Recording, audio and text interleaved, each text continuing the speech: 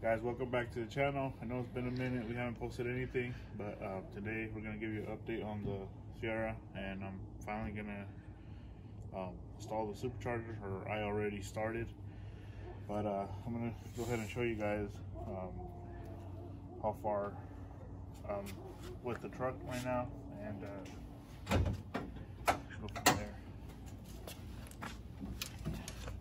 Obviously the box don't belong in here, but anyways, so we got the LSA supercharger bolted down, the lid and everything. I left off wanting to put the rail in, except ran into a little issue where the coil plugs, pigtails kind of hit the rail, so I'm gonna have to pull those off and try to install the rail with injectors and then see if I could put them back on. But another thing too is I've been working on wiring. Obviously everything has, you know, moved. Like the alternator used to be up here, now it's over here, using the LSA bracket. The only thing about that is I am missing a pulley that belongs down there, and I contacted LSA about that, and since I bought the kit like what, 2-3 years ago, the bracket kit, mounting bracket kit, I mean, it's been so long, so I had to just purchase the extra pulley from the guy, but it's on its way, so I'm waiting on that, because the belt routing, I'm not liking this where the hose is literally sitting on the belt. Either I would have to extend the water neck on the water pump out, and so this could be higher up, or just get the pulley that I'm missing and get it installed so it could be installed properly. Also, the thing on this was I'm going E85, so I had to add the sensor. Now this truck originally is a returnless system, so that was another issue where I had to modify the fuel system. So I have mounted right now an external fuel pressure regulator. This is my return, and then my E85 sensors downstream right there. And so basically this line right here used to be the feed, which I'm going to make I have made the return, and this is going to be the feed from the pump in and then into the rail for the supercharger. Also, for the fuel system, which is not installed yet, but I had to get a fuel pump hot wire kit because I'm running a slightly bigger fuel pump, and it needs obviously a better power going to it. I have to bypass the fuel pump control module because these trucks are equipped with that. The only thing about that kind of sucks is that if you take it off, you get codes and all that. So what I'm gonna do is I'm gonna tee off from the switch power going into the control module, run power from the alternator all the way back, and then add the relay in place, ground, and basically wire the pump straight to the relay. So as soon as I turn on the ignition, the pump would kick on. What else?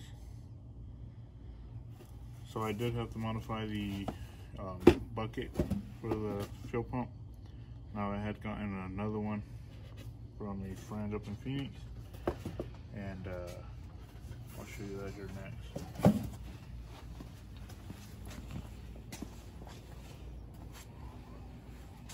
So basically, this is the bucket assembly, and what I did was I took all the guts out, literally, because these have the regulator in here with the filter, and the way these were made, the buckets get full with fuel, and it didn't even have a hole down here. So what I did is I literally cut down here so I could put the little filter down here, and I am running a Walbro 450. So what I made here was my feed come out of the hat on top. So this is going to feed all the way to the regulator of the truck, which is a dash 8 or AN8. And then my feed I made in my return, which I mentioned on the regulator. So that's going to come back into the stock line, go back into the tank as a return, down this line into the bucket. And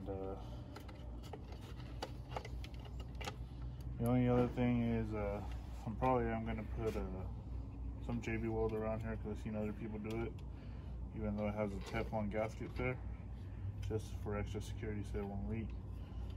So this unit literally is ready to go, other than the JB weld, to drop it in, and I'll just take my stock one out. So that's how I modified mine. So obviously you have to run an inline fuel filter.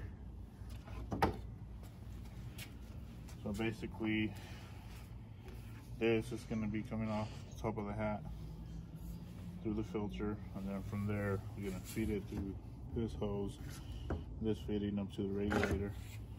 So that takes care of fuel. Right now, I don't have the actual injectors I'm going to be running. These are the stock ones I had. These are basically, so what I read about them, GM's highest flowing injector. It's a 56-pound injector. And I'm going to run the truck with these for the time being. And probably once I go get it tuned, I'll switch and purchase the injectors I really need. Down here, I have the little heat exchanger that I still have to mount on the truck. A very small ice box, but that's just for now, just to get this whole kit going. Eventually I am going to go with a probably a 5-gallon, and it's probably going to sit in the bed. I have the pump here, so obviously it's pumped to pump the fluid in the heat exchanger, cool it off to go into the LSA. And then I have a relay kit, except by my mistake, when I ordered this, I didn't look at you had options to change it to this type of plug, but that's no big deal. I could just literally cut this off, solder this on here, and it would work just the same. So it's just a little harness, power ground, and to make a pump turn on with the switch as well, or relay, I should say. So I have some of the hose down there that's going to go to the heat exchanger from hat of the LSA on top over here. So basically I'll have to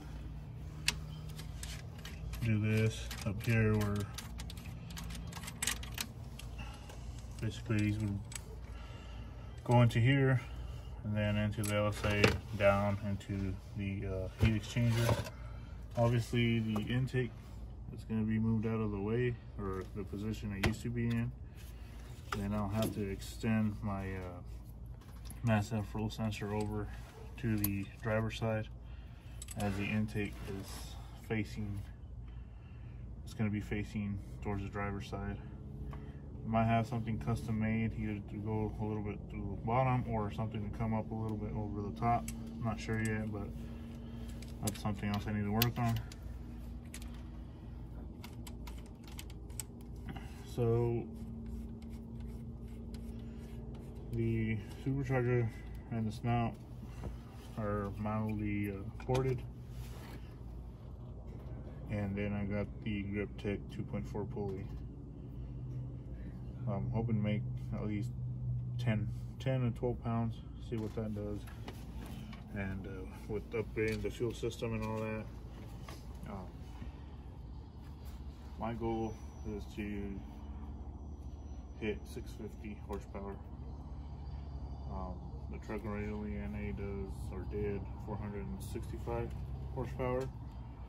but now I want to see if I could push it to 650 and yeah, go from there. See what hopefully everything works out.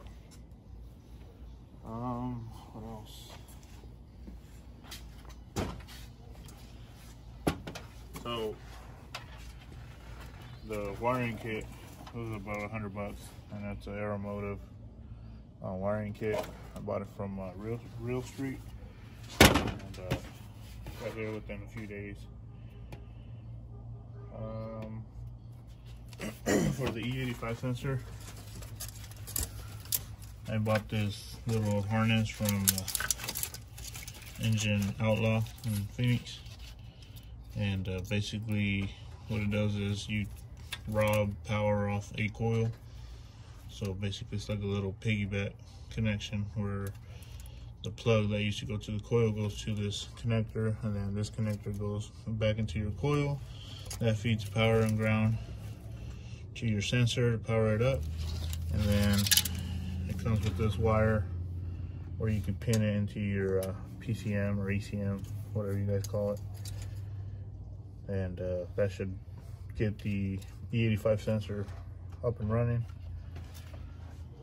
The only other thing I did get was this little adapter harness here for the map sensor. My map sensor is the older style plug, so I got this little jumping harness there to make it work. And other than that, I mean, that's where the truck is at now. I know I haven't said much or posted anything about it lately. The only other thing I did have to do here to mount this regulator was make this little custom bracket back here, because this was going to sit too far in and it was kind of going to face further down more than what it is now. I mean, I could literally still bend this a little bit back so it could straighten up a little more, but I think it looks good where it's at. Only other thing I will have to do is run the little vacuum hose from here to probably that side of that little port that's sitting on that side for the regulator. But other than that, that's it. I mean, I've been pretty busy with a lot of other stuff. Obviously, I know a lot of you guys like the orange truck. I still have it. It just sits here. And the last thing I did on it was the exhaust. I've been having thoughts of swapping out the cam for a different one and going with the LS3 style cam. Right now it has a BTR stage 4, and then I also have L92 heads that I want to port and swap them out. Right now it has 243s and they are ported, but I want to do the L92s and then use my old intake off this truck to put it on this one. And basically that's, I would have everything there. I think the only thing I'd really be spending money on is, once I port the head, just take it to the machine shop, head gaskets, and the cam. And I mean, that's the most probably I'll spend would be $400, if that. But that's for later on. Been working on other people's vehicles here. That's why I'm always busy or haven't posted. So we did a engine swap on this. Basically, the customer brought a different, or another engine, I should say, and he wanted AFM DOD VVT delete, because the engine that used to be in it, they had done that or replaced the lifters, and apparently they went out again. When he brought it down here, the truck was knocking, so he ended up buying a whole different long block, and we did the delete on that stock cam, and we just gotta get it programmed and finish everything on it. And then I just got this other one, which is my dad's truck that he bought. So I had to pull the engine out of this, do a full rebuild because it's no oil pressure, and at this point it's knocking already. So that's that. And yeah, the Spy 3 pulled out of the black truck. It was pretty nasty. It's all oily all over. And Yeah, so that's that. This is my cousin's engine still sitting here. That's going to be next.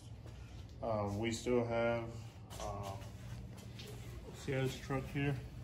Well, Ciel been working on it the most. Carlos came by a couple times, but we haven't really filmed anything. We're so close to getting that truck fired up.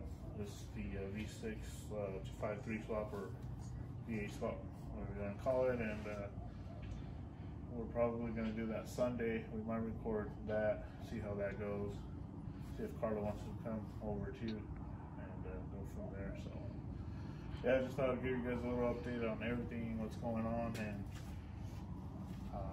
the guys are, you know, obviously still on the channel and stuff like that. It's just everybody's been busy, you know, with all this COVID stuff, and everything's been crazy.